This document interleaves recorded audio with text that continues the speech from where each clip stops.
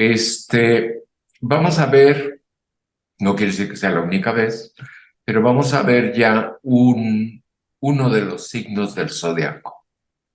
Y posiblemente sea la mejor opción ver primero tres signos, ese sería el primero de tres, que corresponden a problemas típicos de física de la materia condensada, que es dentro de la mecánica estadística, y estos problemas muy singulares, y luego vemos sus ramificaciones.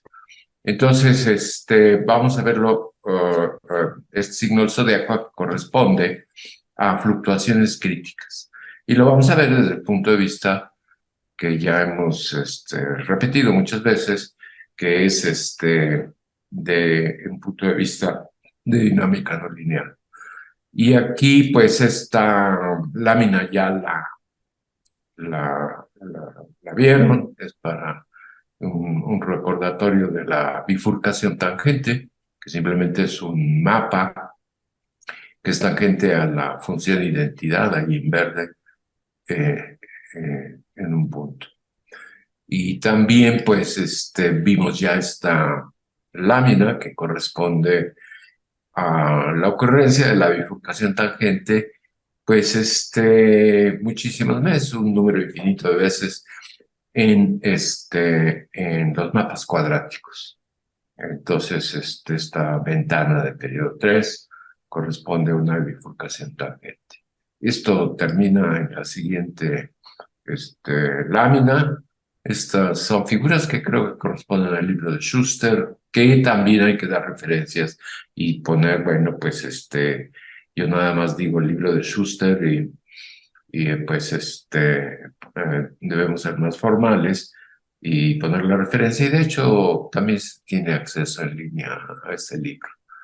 Y ahí viene el periodo 3, estar separados una pequeña cantidad antes de la bifurcación tangente, cuando todavía no hay intersección alguna con la eh, función de identidad, y también lo vimos muy brevemente, pero ahora sí vamos a ver esta cuestión de las fluctuaciones críticas que ocurren a todas las escalas en los puntos críticos que son estados de equilibrio. Y tenemos, pues, según esto, que es lo que se empleó, una presentación que, pues, es el menú, y entonces, pues, conviene ver que ya vienen palabras como parámetro de orden, y luego inhomogéneo, y vienen estos, pues, en español, que son retratos de fase, face portraits, y luego viene, pues, algo de intermitencia simplemente.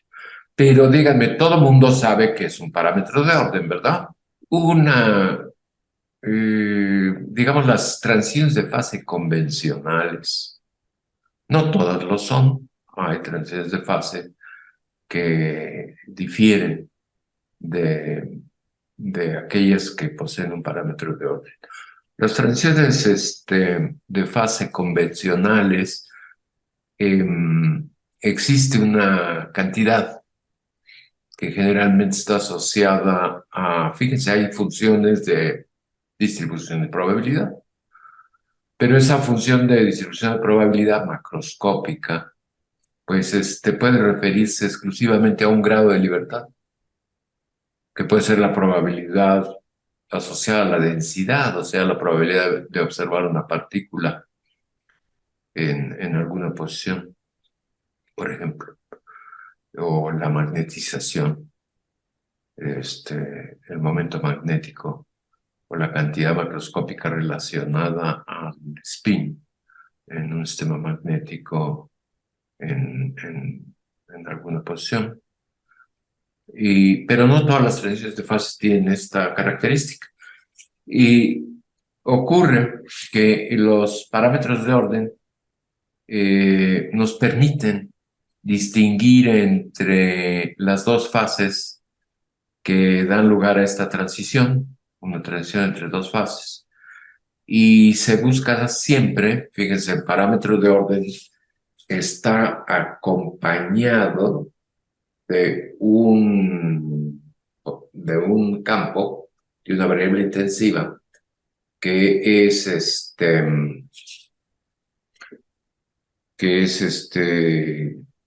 su variable conjugada. Si recuerdan la ecuación de Euler, ¿verdad? Que siempre se puede, por ejemplo, una de las maneras es, pues, consideran la energía de un sistema y ese sistema que se obedece a una termodinámica, esa energía se puede siempre descomponer en una suma de productos de dos cantidades. Y esas cantidades, pues, una es para usar las palabras de Michael Fisher, uno es un borrego, es decir, una densidad, y otro es una cabra, es decir, un campo. Por ejemplo, siempre aparece la entropía multiplicada por la temperatura.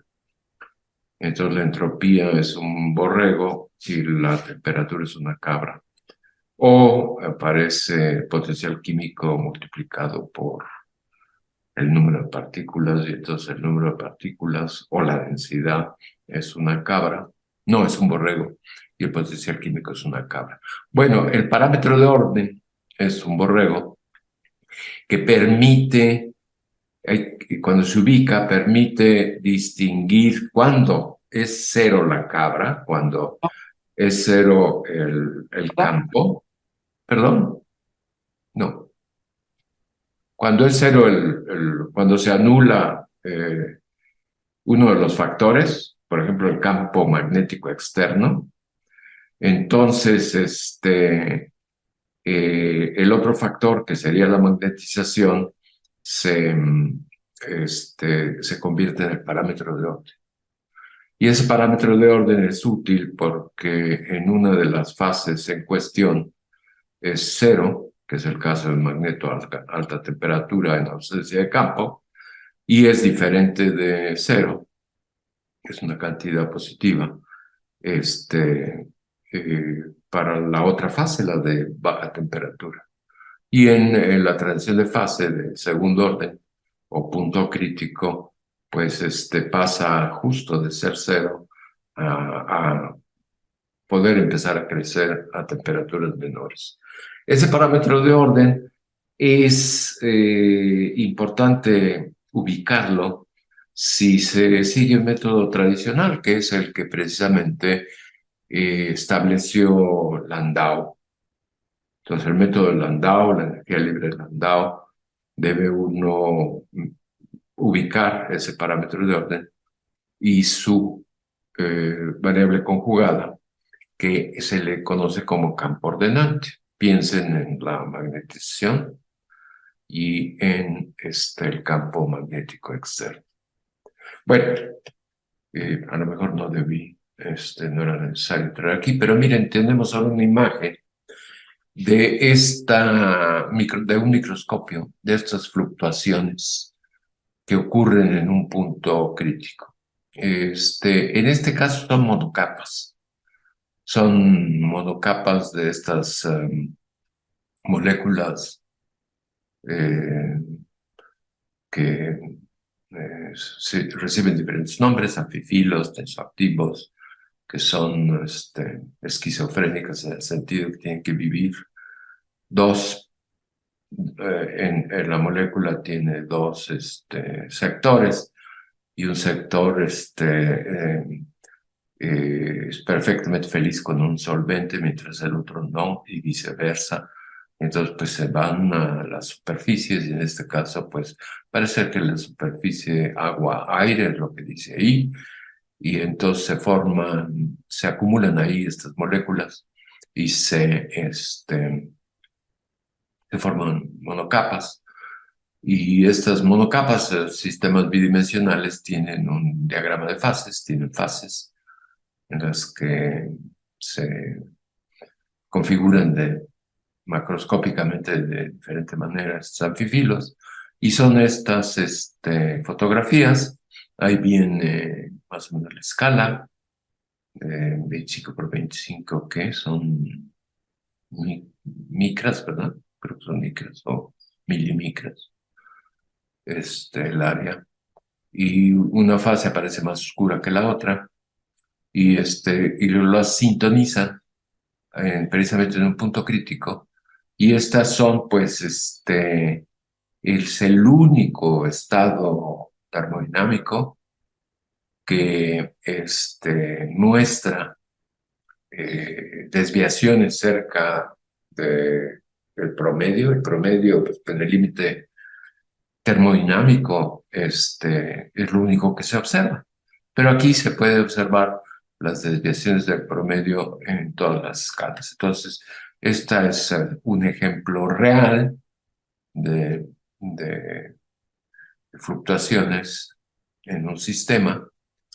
Luego viene aquí lo que sería una simulación numérica, que es debe ser modelo Dissing, sí, es modelo Dissing, y son imágenes de computadora de configuraciones que se observen bajo un algoritmo que debe ser el de Monte Carlo. Entonces tienen eh, en el modelo, pues, espines en un latiz que debe ser cuadrado, y vienen los tamaños, y vienen tres temperaturas, una alta, una baja y luego una en el punto crítico. Y entonces en la alta, pues vemos en azul una de las direcciones del spin y en rojo la dirección opuesta. Y entonces se identifica la fase de alta temperatura que tiene en ausencia de campo magnético, magnetismo cero, lo que se está simulando. Pues hagan de cuenta que están haciendo un cambio de escala cada vez se van alejando de ese plano de izquierda a derecha, y conforme aparece en la ventana mayor número de espines, pues se va viendo una situación más uniforme. O sea, a escalas muy cercanas pueden distinguir entre dominios de espines en diferentes direcciones, pero conforme se alejan, aquello se va a perder. Eh, es decir, las fluctuaciones no ocurren a escalas grandes. Es la fase de baja temperatura en ausencia de campo cuando se magnetiza, y como no hay campo que decida la dirección de esa magnetización, pues se tiene una coexistencia de fases, se tienen dominios magnéticos y fronteras entre dominios magnéticos, y esos dominios, pues, los ven ahí en azul y rojo, y conforme se alejan y aparece cada vez mayor porción, mayor área del sistema, pues esos dominios se van alejando, y pues es una coexistencia de dominios magnéticos, y de vuelta pues lleva a la conclusión de que las fluctuaciones no juegan un papel importante. El segundo renglón del medio, el de los dominios magnéticos, que pues simplemente es la coexistencia de dos fases. Y en el fondo de la imagen tiene el punto crítico, y pues ahí sí pueden observar que, a pesar de que se vaya haciendo cambios de escala y cada vez aparezca una mayor porción del sistema, pues no desaparece esa estructura. Son las fluctuaciones a todas las escalas. En fin, bueno, ya estuvo. El tercer renglón es el punto Sí, crítico. sí, sí, sí. El primero es alta temperatura, el segundo es baja temperatura, dominios de coexistencia, y el tercero es precisamente a la temperatura crítica a diferentes escalas, y tiene esta realidad que también apareció en entre los economistas cuando observan, por ejemplo, la variabilidad de los valores de las acciones o de los tipos de cambio, y se pueden ver en diferentes ventanas de tiempo, la variabilidad en un día, en una semana, en un mes, en un año, en varios años, y entonces el comentario que venía de los economistas era que si son reales esos datos, deben ser muy parecidos, sin importar la ventana de tiempo en la que se observa la variabilidad. O sea, son distintos, pero estadísticamente obedecen la misma distribución de probabilidad. Bueno, entonces pues nos lleva a considerar, fíjese aquí sí, ahora sí vamos a entrar en materia, vamos a considerar el orden, el parámetro de orden de un sistema como los que hablamos, como un modelo DISI. ¿Y qué hacemos? Pues vamos a entrar a este problema de mecánica estadística de una manera tradicional, que es el método de Landau para estudiar, en este caso, esto no lo estudió Landau, lo estudió Kenneth Wilson, pero es el mismo método, el método originado por Lev Landau, pero para estudiar es no el sistema termodinámico, la muestra completa, sino que se sintoniza en el punto crítico y entonces el objeto de estudio va a ser una fluctuación o un cúmulo de tantos que se forman en la estructura, digamos, de mayor escala. Y entonces, pues el método es, pues, vamos a evaluar la función de partición y en la primera línea, la función de partición z es el objetivo y se está escribiendo de esta manera, se decide evaluarla por un camino especial, que quiere decir, yo tengo un parámetro de orden que se denota como phi minúscula, y dice, me voy primero a ubicar todas aquellas configuraciones de los espines que me dan la misma función phi de parámetro de orden a lo largo del sistema. Supongan algo que pues sea, me está llegando un correo. Muy bien. Vamos a suponer que el parámetro de orden, las fluctuaciones que estamos viendo, un caso particular que fuera ondulatorio, que mira, me encontré una fluctuación que pues es magnetización positiva y luego negativa y luego positiva y otra vez negativa, no más para la discusión, es el parámetro de orden oscila, ondula con una cierta longitud de onda. Y entonces digo, bueno, pues eh, eh, pues los ubico, todas esas configuraciones microscópicas que me dan pie a esta oscilación del parámetro de orden. Y son las que considero. Luego las busco a otras longitudes de onda y luego a otras y a otras, y entonces digo, bueno, pues primero evalué Z sub phi, no estoy explicándolo bien, pero ahí voy bien, voy mejorando. Z sub phi es ya una parte de la función de partición que corresponde a una familia de configuraciones, son todas aquellas configuraciones que me dan, al sumar parcialmente, pues ya tomé en cuenta, ya sumé, ya llevé a cabo lo que tengo que llevar a cabo en la función de partición, pero exclusivamente de este tipo de familia. Familia representada por una phi de la posición. Pues es una manera muy curiosa. Y pues, ¿qué hago para evaluar la función de partición total del sistema? Ah, pues ahora suma cada uno de los casos para diferentes phis. Entonces es una estrategia de cálculo en 2 pasos.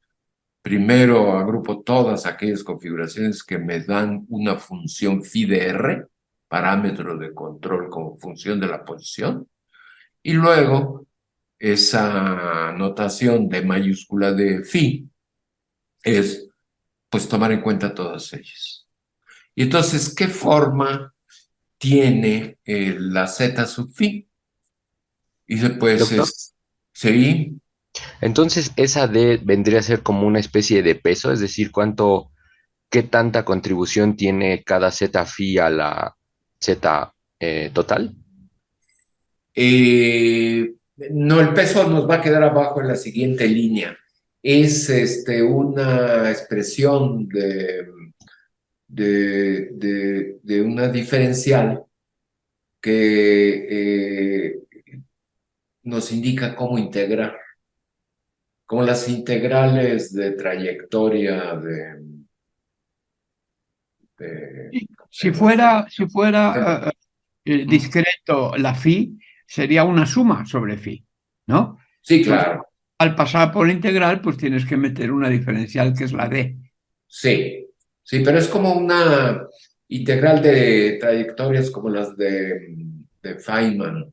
O Ujú. sea, estoy dividiendo un problema inmenso en tramos y cada tramo le llamo z sub phi y corresponde a todas aquellas configuraciones microscópicas que me generan la misma función phi de la posición phi de R. Y luego las considero todas, las tengo que integrar. Es una integral funcional, integro para todas las funciones phi de R. En fin, pues es una notación para lo que no estoy explicando de golpe muy bien, porque pues hoy es viernes en la mañana y a lo mejor algo desayuné que no me iba, pero el caso es que esa función de partición parcial, pues sí es una eh, cantidad que depende como factor de Boltzmann, es un ensamble canónico, de la energía de precisamente esa función phi de R o magnetización que estoy observando cómo varía a lo largo de la posición R. Y está un factor de Boltzmann. Y el peso que mencionaba Emiliano es esa omega mayúscula. ¿Cuántas, la degeneración, cuántas, em, eh, eh, cuántas veces se me repite esa misma energía, para esa phi de R? Entonces, ese es aquí donde está el cursor, esa es la manera de escribirla. Entonces, es típicamente, fíjese que estamos haciendo las cosas dentro de la mecánica estadística. Estamos evaluando una función de partición de un ensamble canónico. Estamos escribiendo los factores de Boltzmann que corresponden a estas configuraciones, todas ellas con la misma energía, y luego veo cuántas veces, para no contar de sobra, aparecen esas energías con la misma, esas configuraciones con la misma energía. Configuraciones intermedias, porque son las configuraciones. ¡Ah! Esto me pasa, va a salir en la grabación siempre. Bueno, Y pues esta degeneración omega, este número de configuraciones que se repite la energía, pues es la función de partición microcanónica. Y su inverso, pues es bueno, si lo exponencio, o sea, el logaritmo de esa omega, pues es la entropía dividida entre la constante de Boltzmann. Entonces estoy viendo quién es y la estoy reemplazando aquí en esta segunda expresión. Y entonces ya que veo que son el producto de dos exponenciales, pues lo junto en una sola exponencial, y esa sola exponencial, pues le llamo la letra psi mayúscula, donde psi mayúscula, pues es precisamente lo que está escrito arriba, la energía menos T veces la entropía, que es la relación de Euler. Bueno, es la expresión para la construcción del potencial termodinámico, energía libre de Helmholtz. Entonces, qué curioso. Tengo una expresión para esta función de partición, digamos, parcial, intermedia, la función de partición exclusivamente asociada a una forma específica, a una función del parámetro de orden como función de la posición. Y y pues esto lo tendría yo que poner aquí adentro y terminar. Pero lo que hace uno es, no quiero ya hacer la segunda parte. No lo voy a hacer. Lo que voy a hacer es quedarme nada más con esta primera parte y voy a razonar para ver cómo escribo esa energía libre de Helmholtz. Y entonces dice uno, pues, si estoy viendo que el parámetro de orden es de variación lenta, que la magnetización, que es el parámetro de orden, es pequeño, y razono en ausencia de campo externo, pues concluyo que pues tiene términos en términos de derivadas y términos sin derivadas, y y voy a tener que, bueno, voy a ver que porque la phi es pequeña, pues no los voy a considerar todos. Los que no tienen derivadas nada más veo que son en potencias pares porque no hay campo externo que decida en ninguna dirección y por lo tanto no hay potencias nones. Y ya puedo decir que a partir de phi a la cuarta, pues ya fue suficiente. Y los términos que vienen, términos derivadas, pues me quedo nada más con el primero. Y ubico que el primero tiene que ser el gradiente del parámetro de orden al cuadrado, porque no hay campo externo, porque todo no tiene dirección. Y reconozco que esta expresión, pues es la que generó Landau para su método para describir transiciones de fase. Entonces, si tienen ustedes la colección de libros de física de Landau, extraen el que corresponde a mecánica estadística y ahí se van a encontrar que pues Landau quiso trabajar cerca del punto crítico, donde el parámetro de orden es pequeño, y y razonó, y a la hora de razonar ese primero ubico el parámetro de orden, y luego le pienso un ratito, y entonces pues yo tengo mi expresión para la energía libre de Helmholtz, que es un gradiente cuadrado, y luego unos términos que nada más voy a querer el cuadrático y el cuártico, y pues es lo que se hacía, lo que hizo Landau, y dio lugar, pues, por supuesto, a una gran cantidad de cálculos, pero lo que hizo Wilson, por eso es que se llama la energía libre de Landau, Ginzburg, Wilson, es que no la aplicó a todo el sistema, lo aplicó una fluctuación que es, de hecho, tiene una vida media, es evanescente. La fluctuación, pues, ocurre, como en las imágenes que vimos de las simulaciones, pero pues es nada más algo que se observa a cierta escala en el punto crítico. Lo aplicó donde no debían.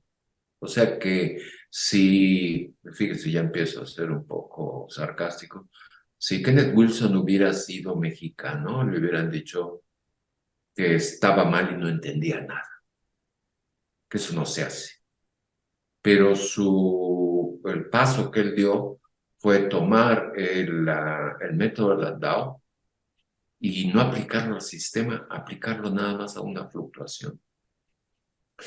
Y aquí pues es típicamente, pues, está graficado esta porción de la energía cuando el parámetro de orden no varía en el espacio, pues aquí tienen la forma de que a alta temperatura pues tiene un solo mínimo, a la temperatura crítica se pierde la curvatura del mínimo y debajo de la temperatura crítica se convierte en un máximo que separa dos mínimos, que son los dos dominios magnéticos, y ese es como debe depender ese parámetro alfa, que pues simplemente va como la diferencia de temperatura a la temperatura crítica, y esto corresponde al tratamiento clásico, que genera exponentes clásicos, y el que está aquí ya casi al final para este término, que se conoce como funcional de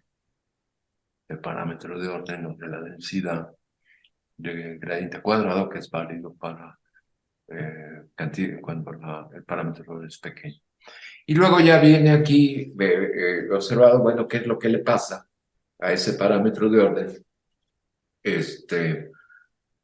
fuera típicamente de la aproximación de campo medio, digamos, o los exponentes clásicos, y pues simplemente se altera este, este, eh, esta serie de potencias, ya es singular, y el primer término tiene otro exponente, y ese exponente se escribe aquí como delta más 1, y delta pues es uno de los exponentes críticos, el exponente delta, que tiene que ver con el parámetro de orden, que quiere decir cómo el parámetro de orden, con qué potencia crece cuando disminuyo la temperatura debajo de la temperatura crítica, y pues el valor que toma en 3 dimensiones para fuerza de corto alcance es 5. En el caso clásico es 3. Sí, porque si me pongo en la temperatura crítica delta T0 y se va el cuadrático, entonces nada más me queda el cuártico. Estamos viendo el caso crítico, curvatura 0. Entonces me debe dar 4, y entonces en el caso clásico delta es 3 para que este número de 4, pero digamos en 3 dimensiones es 5. Entonces lo que se dice ahí. Bueno, Doctor, sí, ¿es general este resultado de que para fuerzas de corto alcance y dimensión 3 delta es siempre 5? sí, me estoy tratando de acordar porque no todos los exponentes alfa, beta, gamma, delta son enteros, no lo son. Eh, eh, Tendría yo que checar que efectivamente es exactamente el valor 5. Esto no lo he visto hace un buen rato, no me acuerdo. Pero, o sea, ¿es para Yo creo que cualquier sistema? sí, esa es la cuestión que ocurre con los exponentes críticos, que dependen nada más de dos parámetros. O sea que muchísimos sistemas tienen que tener los mismos exponentes críticos, dependen. Uno de los parámetros es la dimensión del sistema. Y está diciendo ahí que la dimensión es 3. Si fuera 2, cambia. Si fuera 4, pues ya se vuelve el renglón de arriba. Dependen de dos parámetros, uno que es la dimensión, y el otro, si estamos hablando de sistemas magnéticos, pues es el espacio en el que puede dirigirse el momento magnético o spin, que es un vector. Y entonces, una cosa es que sea todo el ángulo sólido, spines que pueden apuntar en todo el ángulo sólido de Heisenberg, o spines que pueden apuntar en todos los ángulos de un plano, pero estamos hablando del caso de Ising, spines de Ising en que nada más apuntan a lo largo de un eje. Entonces, para cuando la dimensión es 3 y el momento magnético que da lugar a parámetros de orden, su dimensión es 1, entonces delta es 5. Pero pues habrá problemas donde no hay momentos magnéticos, digamos, son problemas de fluidos, de fuerzas de corto alcance, y entonces también en 3 dimensiones, y vuelve a aparecer ese único valor delta igual a 5. Bueno, la siguiente es interesante porque lo que hace uno es, si ya tenemos la energía, eh, oye, oye, oye, si ya tenemos la energía libre, pues procedemos minimizándola. Tomamos esa energía libre y le igualamos, bueno, su primera derivada la igualamos a 0. Entonces tienen que derivar esta expresión, igualarla a 0, y es lo que se llama la ecuación de Euler-Lagrange. Procedimiento, el primer paso para minimizar esa expresión. Y si lo hacen, y es parte del ejercicio, pues va a venir una integración por partes, se va a hacer esa primera variación igual a 0, y les da esta ecuación, que aquí, pues sí, lo que era, fíjese, está tomándose, perdón, el caso de dimensión 1. Estamos viendo el caso de dimensión 1, o sea que en lugar de ser gradiente al cuadrado, pues simplemente es la primera derivada al cuadrado. Y a la hora de ver el extremo, si es mínimo, máximo, punto de inflexión, pues me va a aparecer de esta forma una segunda derivada igual a algo, y aquí está diciendo ese igual, pues ese es ese término que era con delta igual a 5, el que vimos en la cuestión anterior. Luego se corrobora, pues, si es máximo, si es mínimo, pero fíjense que se lo estamos haciendo el procedimiento de una fluctuación. Y curiosamente veo que tiene la forma de la ley de Newton, que me da masa por aceleración igual a la fuerza, y la fuerza la estoy escribiendo como si viniera de un potencial. Y este sería el potencial, pero es un problema de mecánica clásica, en la que el parámetro de orden, que aquí se usó otro font, hace el papel de la posición, y la posición en el problema termodinámico hace el papel del tiempo. Entonces existe esta analogía. La minimización de la energía libre me está dando un problema de mecánica clásica, en que puedo ver el potencial. Y luego, pues, sigo mi camino, integro la ecuación diferencial, y me lleva a esta expresión, que también la puedo ver que, pues, está haciendo el papel en el problema de mecánica clásica de la energía cinética. Y el otro, pues, es la energía potencial. Y la suma, pues, me tiene que dar la energía total, que es la constante de integración. Entonces, pues, ya acabé. Ya tengo el problema resuelto para ese procedimiento. de Landau, Ginsburg, Wilson.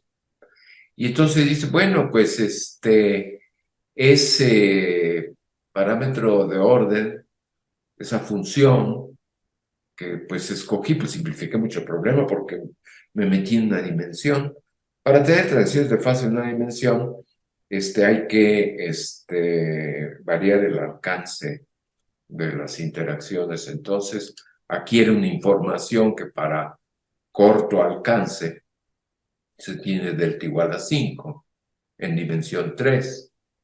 Pero si nos vamos a dimensión 1 y nos quedamos con corto alcance, pues no hay transiciones de fase. Pero si muevo el alcance, lo hago cada vez más grande, y estoy en una dimensión, pues eventualmente veo la transición de fase y veo su punto crítico y vuelvo a retomar el método. O sea que estamos viendo el método en una dimensión con interacciones no de corto alcance. Y entonces, este resultado lo observé yo sé que estoy haciendo historia, provenía de un grupo de mecánicos estadísticos en Atenas, en ciertos años, yo creo que por ahí ya el 2000 algo, y me llamó la atención este método para tratar fluctuaciones, que no fue único, simplemente el de Wilson, pues es el método de Wilson, pero ahora en lugar de extraer los exponentes críticos, lo que se está extrayendo es esta función phi. ¿Qué es esa función phi? Pues la manera que se está extrayendo con la ecuación de Euler-Lagrange de una energía libre, minimizándola, pues nos está dando cómo varía en el espacio el parámetro de orden, el más probable, la fluctuación dominante por el hecho de buscar esta minimización y tomar esta ecuación de Lagrange. Se está haciendo un problema, digamos, de fluidos o magnetos inhomogéneos, como marca la ley, pero aplicado no al sistema, sino a una fluctuación. Y la fluctuación está descrita por esa función phi de la posición. Y típicamente de físicos, pues lo estamos haciendo en una dimensión para facilitar el trabajo. Después de hacerlo en una dimensión, pues lo hace una dimensión mayor y se puede hacer. Se pone la cosa un poquito más escabrosa, pero pues muchas veces no es necesario. Y entonces ve uno cuál es con U igual a 0, pues me vuelve a dar otra vez una ecuación diferencial. Si esto lo igualo U igual a 0, pues yo puedo extraer phi volviendo a integrar, integrando por una segunda ocasión, la ecuación de Euler-Lagrange. Y entonces lo obtengo y no se publicó, bueno, ahora que tengan acceso a todas las publicaciones, y esto es el signo que les interesa, pues se puede ver, se deben ver ese trabajo original de este grupo, y que era un grupo de teoría de campo. Y pero se puede reescribir el resultado final. Aquí, como se lo estoy señalando, no está haciendo ninguna aproximación de nada. Simplemente se están definiendo las cantidades que teníamos, era esta B y esta delta. Y esta B y esta delta me permiten definir una beta y una Q, que son las que están aquí, beta y esta Q. Y, la reescribo, y según vimos en el seminario, pues es una exponencial deformada y aparece de la misma manera, de una manera muy curiosa que ya habíamos encontrado. Entonces tenemos aquí el resultado y podemos ver quién era. Fíjense que puedo tomar delta igual a 5 y esto me daría Q igual a 3. O puedo tomar delta igual, el caso clásico, 3, y entonces me daría Q igual a 2. Y, y, y si tomo delta igual a 2, que no corresponde, pues me daría Q igual a 1, que ya vimos que nos trae la exponencial ordinaria. Y entonces, pues, piénsenle que hacemos el caso clásico. Bueno, delta igual a 2 ya me da un Q igual a 1, vamos a ver qué quiere decir salirse de la criticalidad. Porque las cosas, que está lo que estamos viendo es un resultado de la mecánica estadística del método de Landau. Estamos usando el método de Landau, estamos haciendo lo que hizo Wilson, estamos aplicándolo en un caso muy sencillo. Al aplicarlo a este caso muy sencillo, estamos obteniendo cómo varía en el espacio el parámetro de orden en lo que corresponde a lo que vamos a observar, o sea, cuál es el perfil como función de esas fluctuaciones en una dimensión. Y es esta función de la posición. Y con los valores de Q mayores que 1, pues este número es negativo, ¿verdad? 1 menos Q es negativo y entonces pues va a tener por ahí un momento en que diverge. Digo, lo completo que este 1 se ha cancelado por esto a la hora de variar la posición. Y entonces, vamos, ¿qué tamaño tendría la fluctuación? Pues vamos a decir que va desde menos R mayúscula a R mayúscula. Y aquí está puesto el valor en el borde. ¿Cuál sería el valor en el borde? Y aquí está otra expresión buscando la función inversa. Y se puede calcular la entropía y resulta ser que es extensiva. Y aquí viene, fue un número especial porque Ben Whedon cumplía 70 años.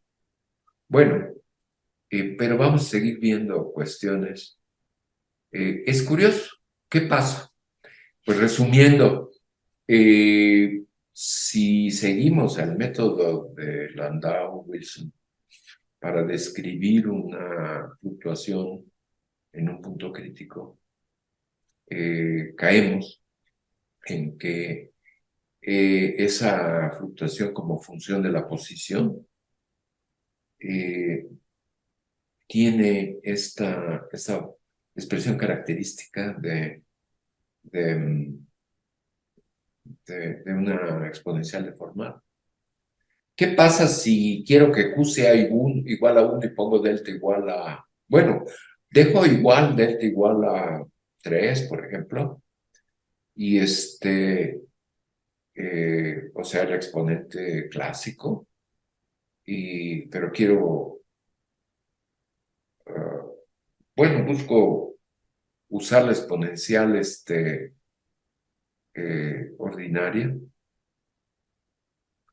y entonces veo que no es extensiva. Es un caso en que Boltzmann-Gibbs no es extensiva la entropía de esta fluctuación. Para que sea extensiva, debe ser un exponencial deformado. Bueno, se puede poner también de una manera interesante, en que dice, bueno, pues vamos vamos a poner un poquito más general el funcional. Estos eran los términos, el delta más 1, o si ustedes quieren, delta a la 4, bueno, delta igual a 4, pero ponemos un campo externo. Entonces lo completamos. Estamos tomando el alfa por phi al cuadrado, el beta por phi a la cuarta, la expresión en términos de la distancia al punto crítico del coeficiente alfa, el coeficiente beta, pues ya nada más se toma con el signo que debe ser, sin especificarlo, y y lo que habíamos hecho, pues, bueno, lo repetimos, la primera variación igualada a 0, es decir, la ecuación de Euler-Lagrange, repetimos el cálculo de la vez pasada, pero ahora con campo diferente de cero. Y encontramos esta expresión, que de nuevo pues tendría eh, su análogo en mecánica clásica, donde esta sería la posición de la partícula clásica, y esta que está aquí pues es su momento lineal, su velocidad. Y entonces pueden usar pues el lenguaje de la mecánica clásica para determinar esa función. Su vez creo que viene de estacionario o de solución de la ecuación de Euler-Lagrange. Pero hay que ver si es positivo. Digo, si el método de buscarle el extremo, pues pues puede no haber sido mínimo, puede ser máximo, o puede ser punto de inflexión. Y entonces, pues hay que trabajar más, hay que hacer la segunda derivada, en este caso la segunda variación, y calcularla. Y aquí viene de manera formal ese cálculo con esta expresión. Ahora la segunda variación de esta expresión que es la energía, tiene la forma de la energía libre de Helmholtz. Y las variaciones lo puede uno, esa segunda variación, pues depende de cómo se alteró el perfil de magnetización, el perfil de parámetro de orden, respecto al que era la solución phi sub s. O sea que este delta phi de x es un phi de x menos phi de sx. No, pues aquí está escrito. Y pues, ¿cómo se tratan esas cuestiones? De la manera más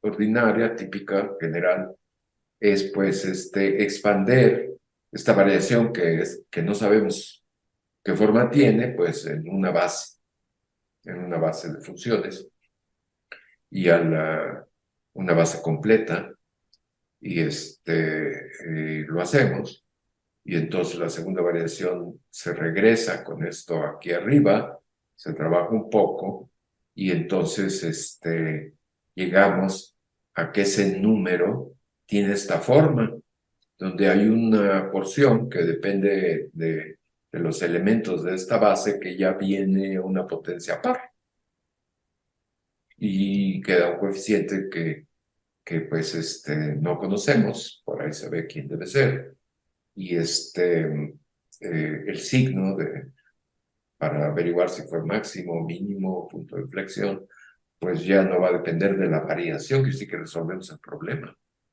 ¿De cuál fue la variación? Puede ser lo que sea, todas las posibles variaciones respecto a la solución de Euler-Lagrange dependen del signo de estos números. Y entonces viene un reconocimiento que dice, pero qué caray, precisamente en términos de estas funciones, que fue la base completa en la que se expandió la variación, pues obedece una ecuación que reconoce uno como la ecuación de Schrödinger.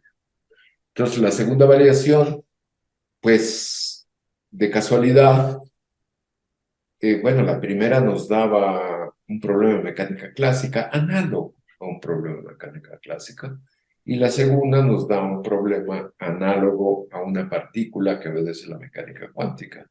Y la solución del problema, de si ese número es positivo o negativo, pues depende de estos números que vemos que pues, es una ecuación de valores propios. Las funciones propias son las de la base completa, y los valores propios, pues son los de ese problema de una partícula cuántica, y pues es su espectro de valores propios, y por ahí es que se trabaja este problema. Bueno, pues vamos a ver un poco el problema de la primera variación. Y aquí viene, paciencia, paciencia, paciencia, paciencia. Y tenemos la primera vez que se integró y tenemos esta face portrait. Tenemos la típica gráfica de posición contra un momento lineal, tal y como nos la da esto. Lo que vamos variando, pues se puso el campo externo igual a 0, se puso la temperatura mayor que la temperatura crítica, y y se está pintando pues, para diferentes valores de U. El U igual a 0 corresponde a esta última curva y su imagen, la que viene abajo, que se tocan en ese punto central. Y con U diferente de 0, pues esta cúspide se separa y genera este tipo de curvas a los costados. Y la cúspide aquí se separa y genera este tipo de curvas que están en segmentos. Y pues es lo que nos va dando con U igual a 0. Y aquí están puestos como ayuda estas líneas rectas a 45 grados. Esto es a temperatura mayor que 0. Ahora tenemos aquí el caso a temperatura menor que 0, cuando ya tienen dos mínimos. Y aquí se observa que esos mínimos ocurren a cierto valor de la intención diferente de 0 y su negativo. El máximo está en el centro. Y aquí tiene el caso igual a 0, es el que está en línea continua. Y las líneas punteadas y las líneas, pues depende del signo de U, si se fue positivo o fue negativo, cómo se separa de las cúspides, de las dos cúspides. Y aquí tenemos el caso de la temperatura crítica. Entonces, pues es la misma historia, con U igual a 0, U positiva, U negativa. Si en lugar de ser una fluctuación, ¿me van siguiendo? Sí, ¿verdad? Sí, sí, sí, sí, sí, sí. Bueno, Yo tengo una duda, esperemos que todo vaya bien. Si no, pues... doctor. este tipo... Sí, Emiliano tiene una duda. sí, dime. ¿Por qué dice delta T? Veníamos desde antes. Este delta T, y no quedó explícito, venía desde antes para este parámetro alfa, en que precisamente para reproducir, estar en alta temperatura y luego en baja Ah, ya. temperatura, se dice que pues va como la diferencia de temperaturas respecto a la temperatura crítica. Entonces, T menos TC es positivo a temperaturas arriba y T menos TC es negativo. Ya, Y entonces por eso viene aquí.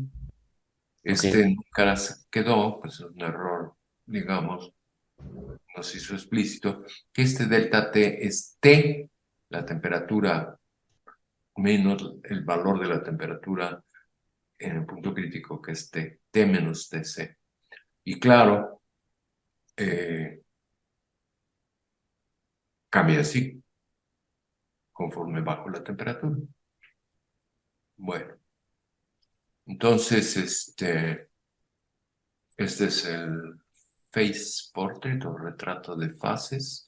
que se emplea, por ejemplo, vamos a suponer que nosotros nos ganamos nuestra quincena, pues no buscándole tres pies al gato y queriendo emplear este método para puntos críticos, y entonces los puntos críticos donde la magnetización es cero, en ausencia de campo, pues la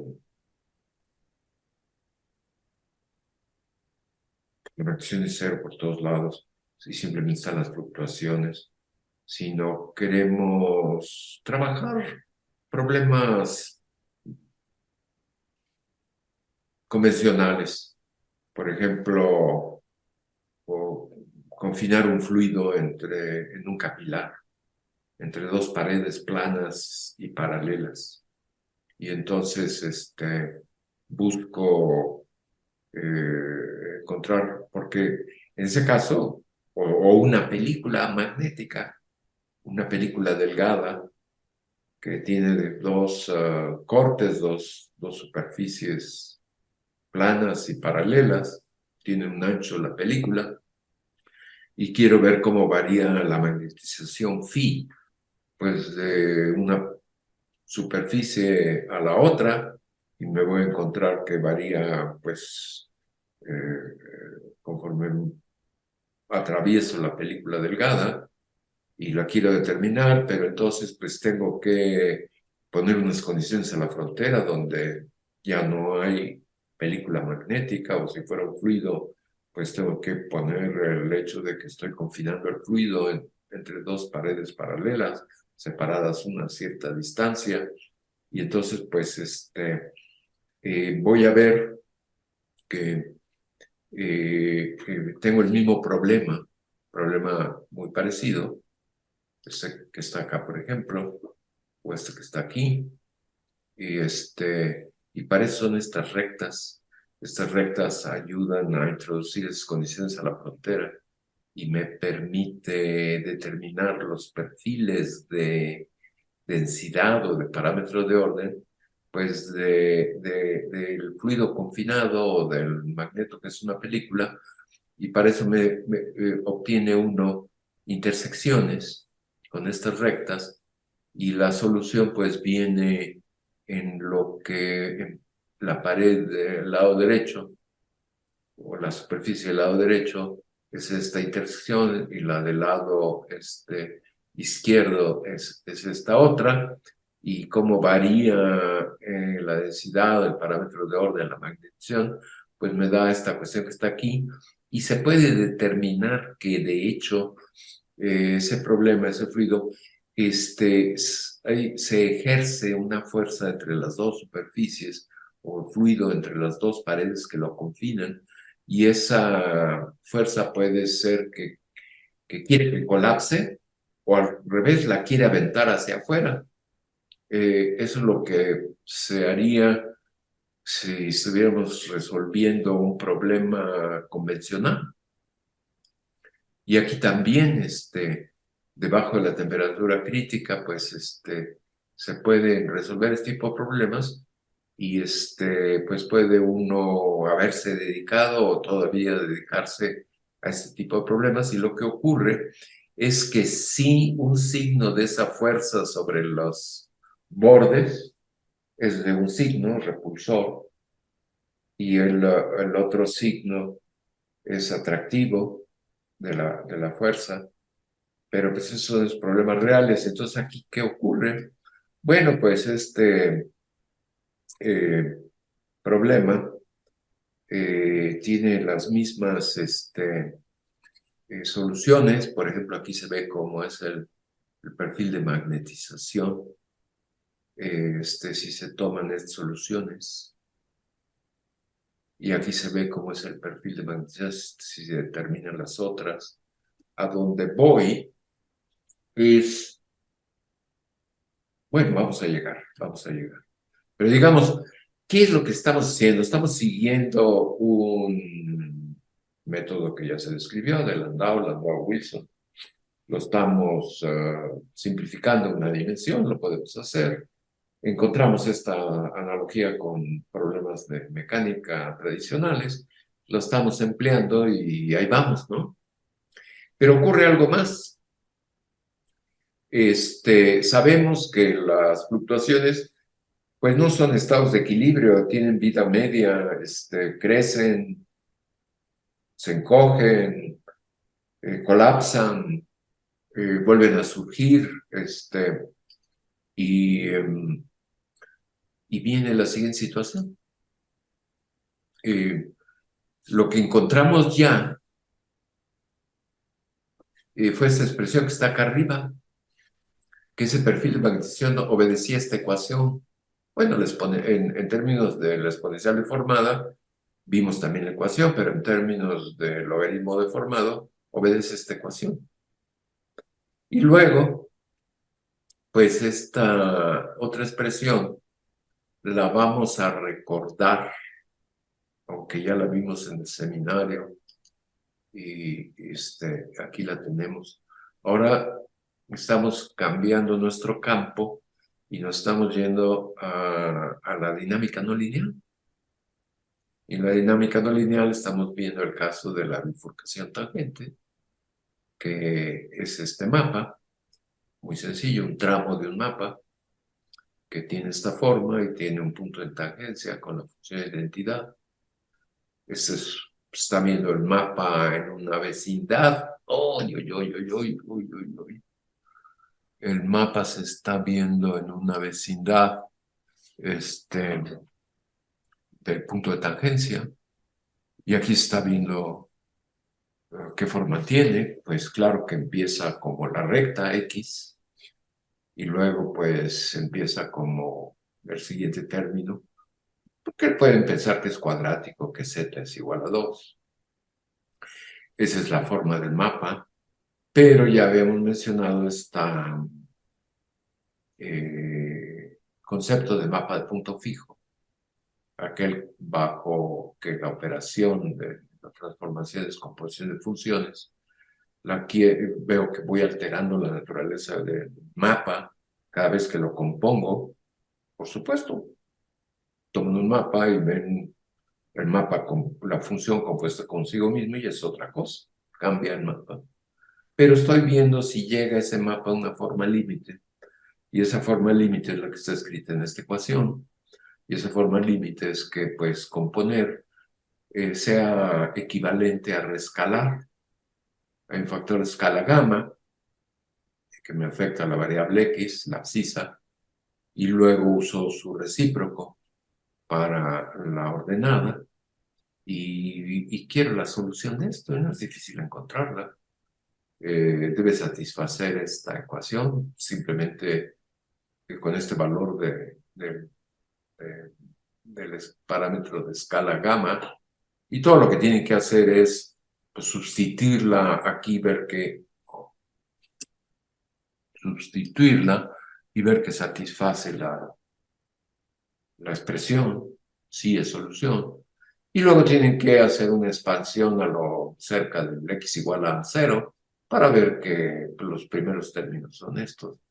Y pues se puede hacer, y la solución es esta que está aquí, esta función f asterisco, que es el mapa de punto fijo, y que ya vimos en el seminario que pues es esta forma que simplemente la variable x multiplicada por la exponencial deformada, y la exponencial deformada aquí la tenemos definida, y su función inversa la tenemos acá definida, y entonces pues vemos que esta expresión, o esta expresión que está aquí, se puede escribir de estas dos formas.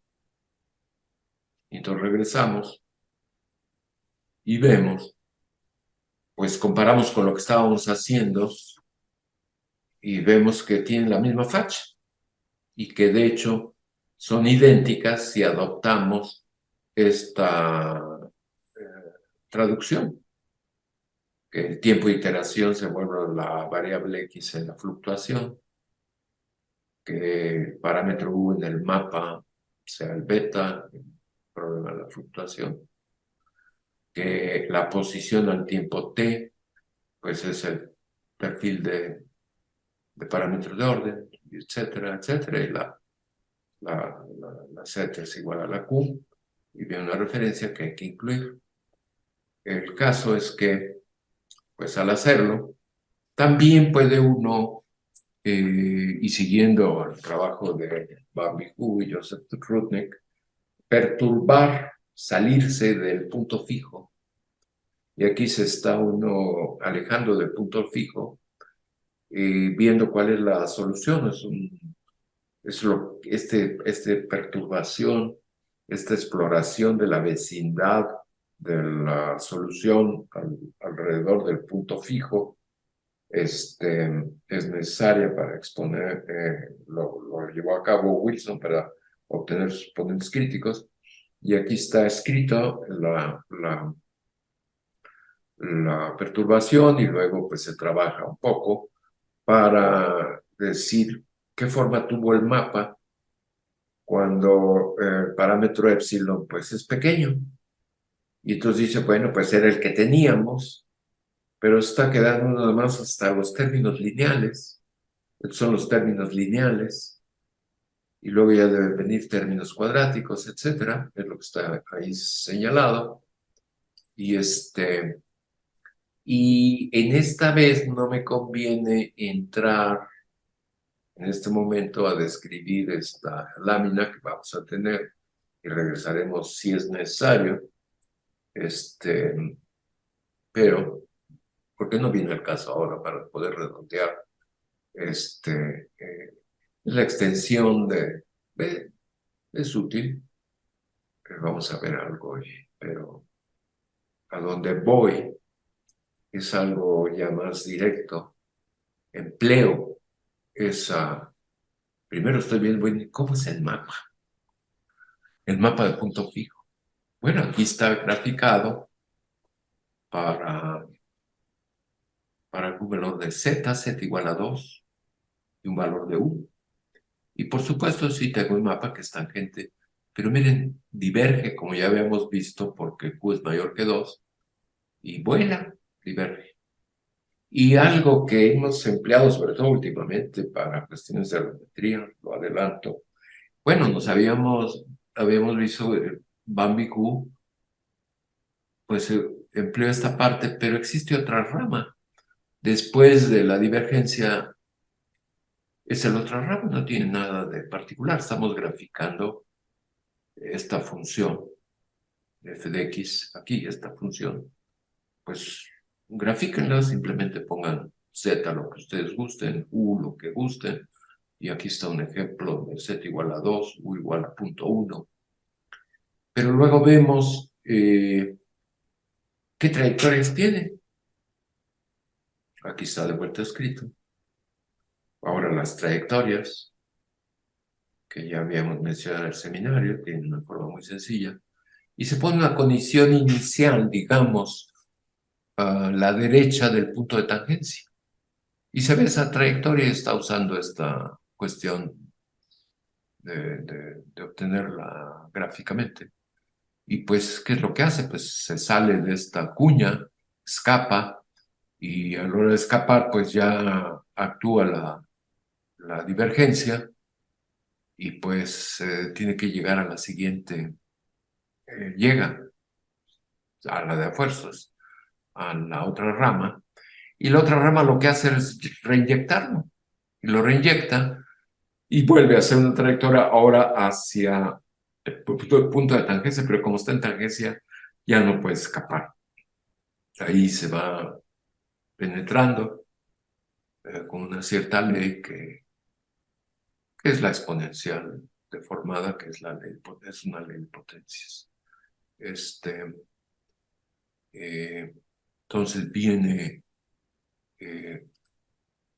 esta situación que ya describimos, pero ¿qué pasa si ahora pues tomo la solución perturbada? Aquí está escrita arriba, o la solución perturbada, y se puso epsilon pequeño, menos 0.1, para que saliera de tangencia.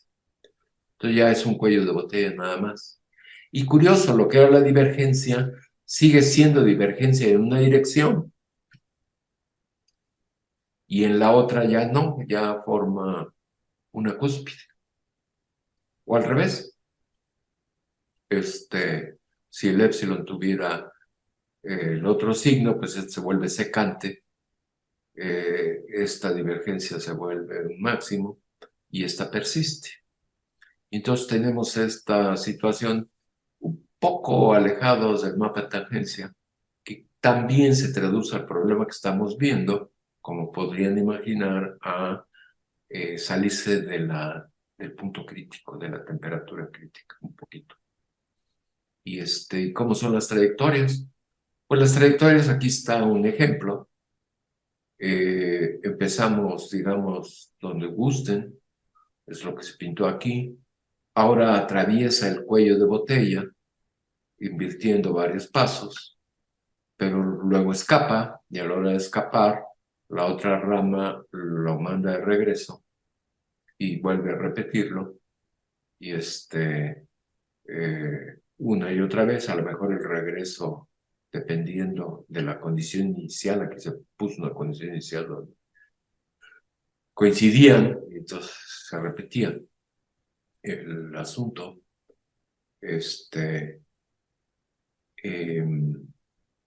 Entonces, ¿qué le pasa a la fluctuación? Pues en uno de los casos la fluctuación simplemente crece, va creciendo el tamaño de la fluctuación, está dado por la posición aquella x igual a r mayúscula, y llega un momento que pues truena, diverge, se muere, y luego en su lugar pues vuelve a aparecer otra fluctuación. Se tiene esta conexión um, entre eh, la intermitencia, que le queda como anillo al dedo precisamente cómo se observa la sucesión de fluctuaciones en un estado crítico. Y curiosamente aquí quedó algo que tiene que ver con procesos estocásticos, que se llama ruido 1 en F, se le encontró una universalidad a esos procesos estocásticos, entre los cuales está la intermitencia. Y la F viene denota una frecuencia. Vamos a poner muy poco. Aquí viene tomado seguramente de Wikipedia. Lo que se hace es que se tiene alguna señal y se ve en espacio de Fourier o de Laplace, se ve lo que se llama el espectro de potencias, es que aquí dice que es a la transformada de Fourier a su magnitud de la transformada de Fourier al cuadrado. Y lo que se observa, esto experimentalmente, pues grafican respecto a la frecuencia que aparece ahí en esa transformada de Fourier, que es la variable recíproca, o de Laplace. Hay unos casos en que viene el asunto de Laplace, y entonces habla de ruido blanco, y tiene este espectro, y luego se habla de ruido 1 en F, que es una ley de potencias que decrece como la primera potencia, que es el que se observa, se le llama ruido rosa, y luego hay otros ruidos, ruido café, es algo tomado por ahí. Y aquí viene una cuestión, rápidamente la vemos. Esto es lo que hizo Itamar Procacia cuando, bueno, de este tipo colaboró con Schuster, el autor del libro. Entonces tiene la intermitencia de señales, periodos cuasi regulares, laminares, separados por intervalos de algún estilo, y simplificó el problema y dice, no, esto está muy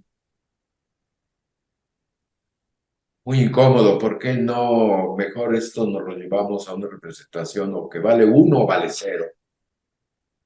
Si es pico, pues vale 1, si no vale 0, entonces son unos y ceros. Y entonces los periodos laminares, como pasan a través del mapa, el cuello de botella, pues son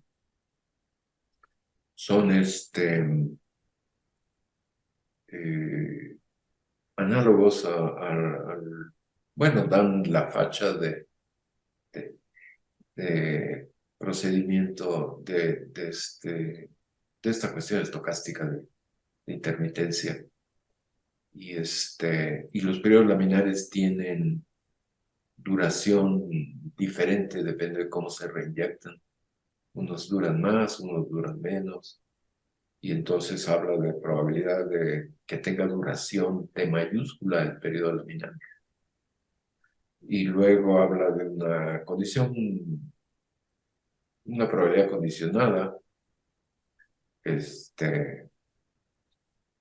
o sea, observar que no sea cero al tiempo de iteración T, si tampoco fue cero al tiempo cero, o sea, la correlación de no cero en la señal al origen del tiempo y al tiempo T.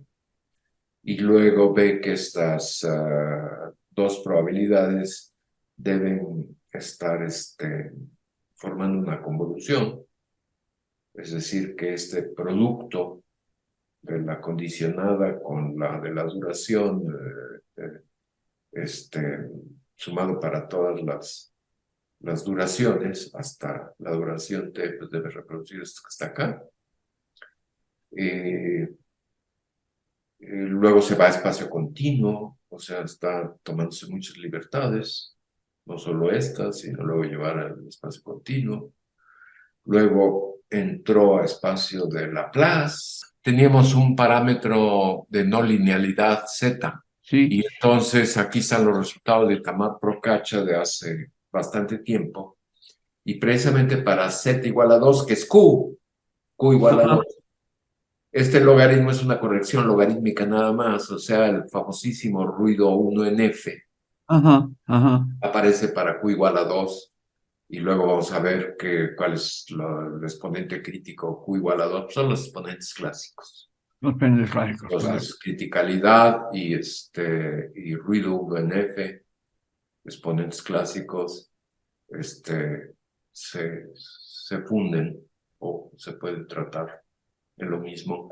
Intermitencia es fluctuaciones,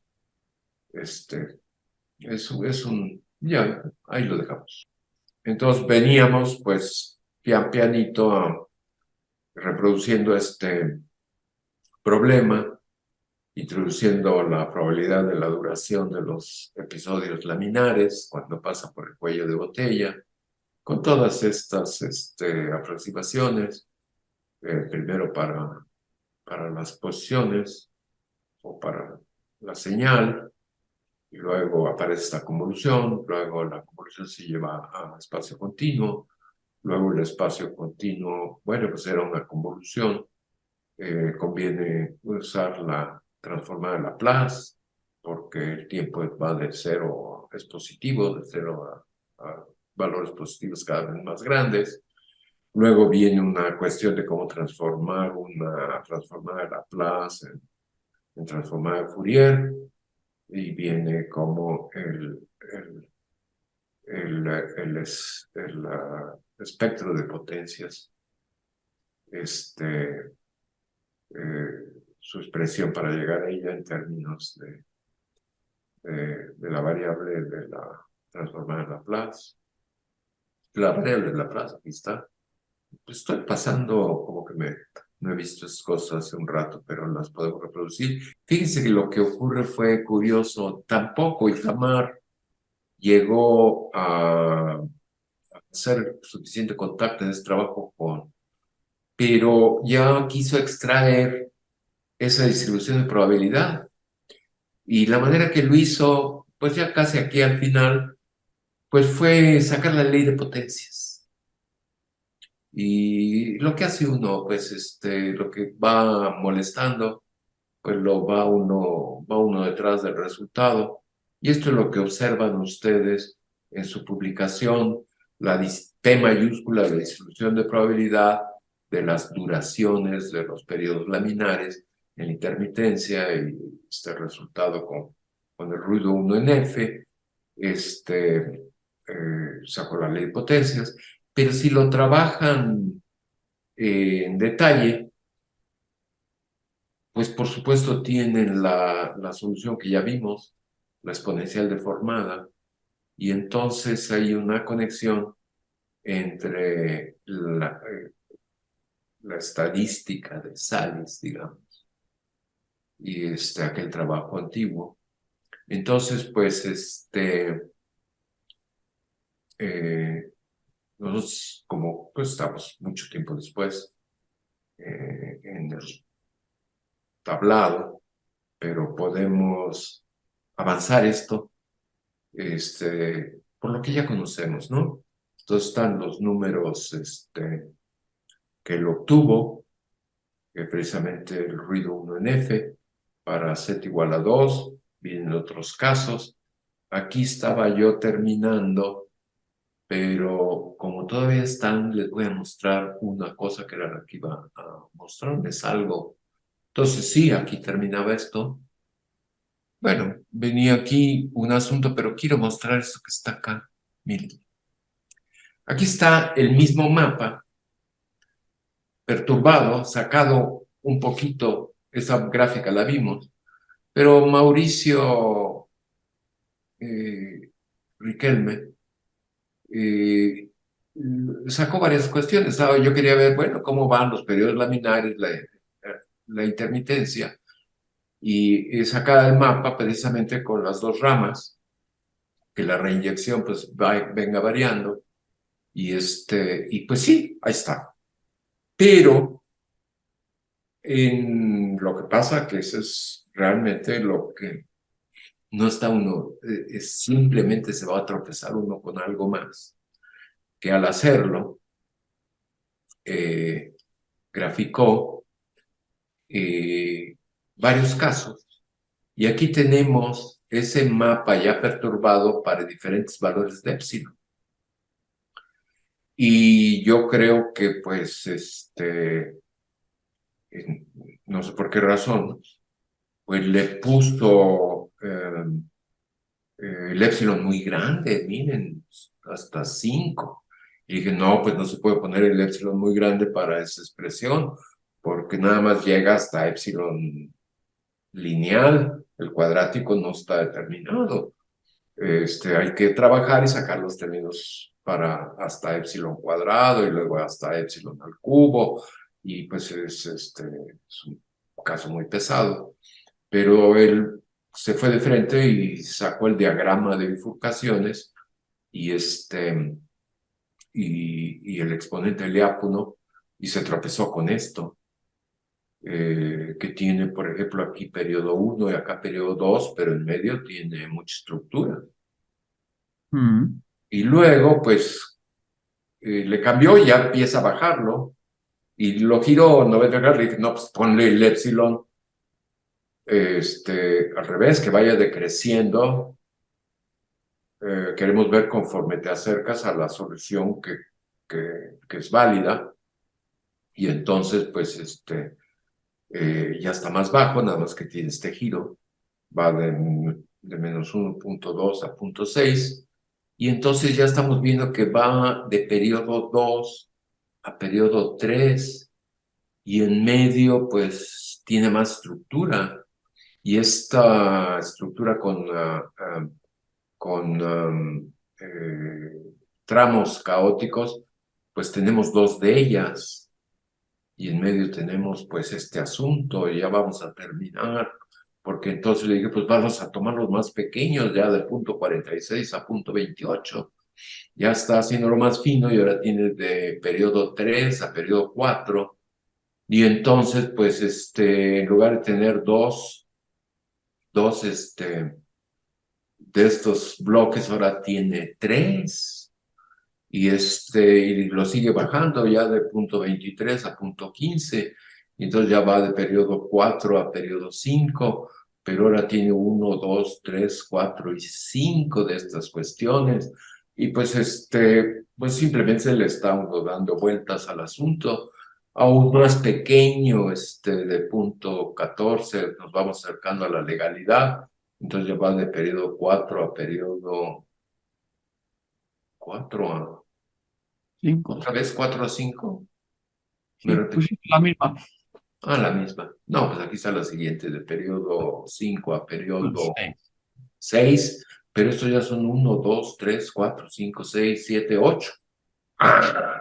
Pasó de 1 a 2 a 3 a 5 a 8, pues después de 8 sigue 13 y después de 13 sigue 21 porque pues son los números de Fibonacci.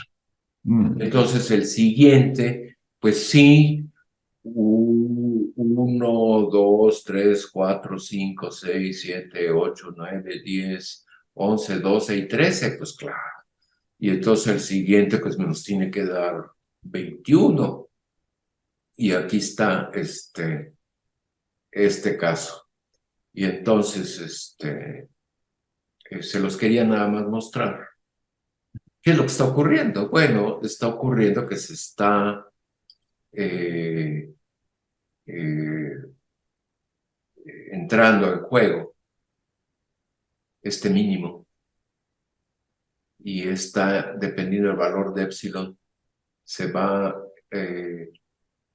reproduciendo. O sea, ¿qué pasa entre que